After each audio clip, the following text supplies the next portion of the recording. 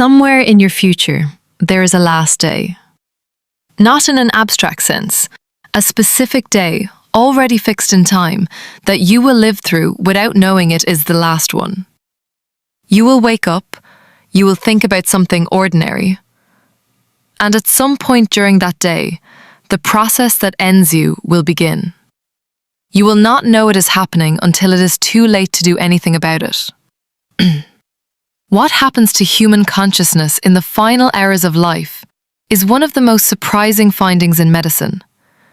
Most people imagine death as a descent, a gradual dimming.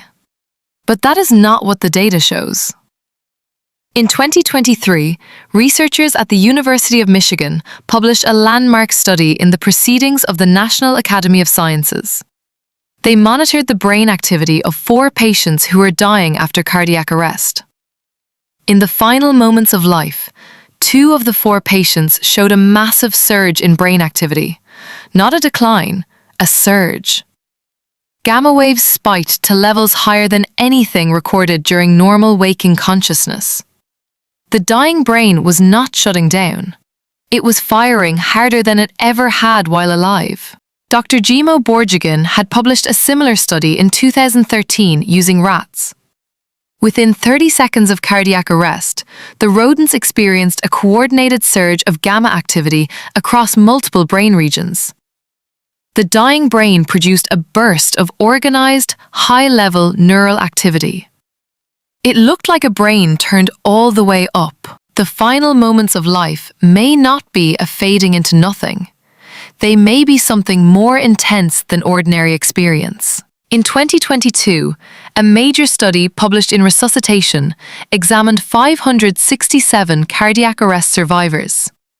39% reported some form of inner conscious experience during the period when their hearts had stopped. They reported memories, feelings of harmony, a clarity of thought sharper than anything in normal waking life. Some reported awareness of specific events in the room that were later verified by medical staff. The boundary between life and death is not a line, it is a zone. Roughly 24 to 48 hours before death, something shifts. The person becomes quieter. Their breathing changes rhythm. Their eyes sometimes move beneath closed lids in patterns that suggest dreaming while awake. Terminal lucidity is one of the most documented and least explained phenomena in medicine. Patients with advanced Alzheimer's who had not recognized family members in years suddenly speak clearly and recognize faces. In 2009, Michael Nahm and Bruce Greyson published a systematic review of 83 documented terminal lucidity cases.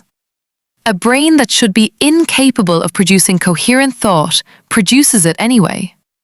In the hours before it stops entirely. The final hours of life appear to involve a brain that is more active than it was before. The gamma surge ends. The cardiac arrest is irreversible. That is real, and that is final.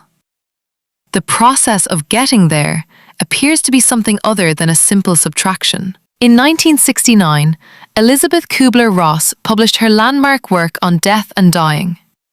People who are actively dying often describe a sense of readiness, something closer to completion. You will not remember the day you were born. You will not be conscious of the first years of your life. There are 2 windows of human existence that science cannot fully access from the outside: the beginning and the end. Somewhere in your future, there is a last day. You will live it without knowing. The last thing your brain does may not be nothing. It may be the most it has ever done.